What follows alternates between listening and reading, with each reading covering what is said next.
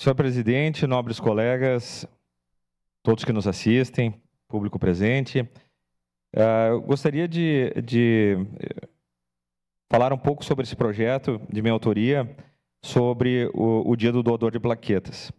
É muito importante essa questão a ser discutida, ser levantada na sociedade, visto que a doação de plaquetas auxilia em muito, principalmente no tratamento do câncer e no tratamento, notadamente no tratamento de leucemia. Eu tenho uma história familiar que me leva a ter uma sensibilidade muito grande com esse tema. Eu tive uma irmã que faleceu de leucemia e justamente pelo o motivo de ter falta de plaquetas no sangue. E isto né, comoveu, enfim, comove a nossa família até hoje.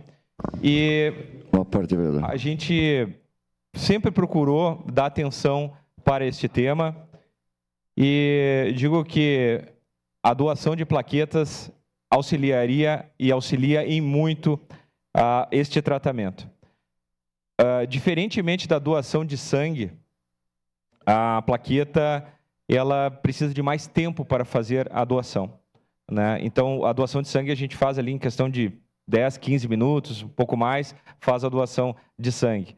A doação de plaquetas ela é mais demorada, ela leva em torno de 1 hora e meia para se fazer a doação, porque passa por uma centrifugação, né? Você tem que fazer a contagem das plaquetas para depois fazer a doação de plaquetas. Então, não é um procedimento comum e a gente observa, né, a falta de doadores. Então, não só o Hemocentro, como bancos de sangue, enfim, empresas que atuam na coleta de sangue e de plaquetas, sentem a necessidade.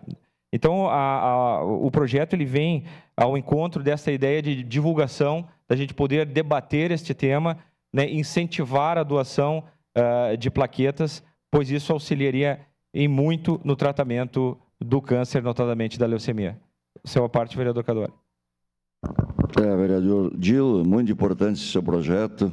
Realmente quando a família se encontra, o paciente se encontra nessa situação, a família toda sofre, as dificuldades são grandes e precisamos conscientizar a população e chamar a atenção. Além da doação de sangue, a gente sempre faz esse trabalho de chamamento, de divulgação, que as pessoas se conscientizem da importância.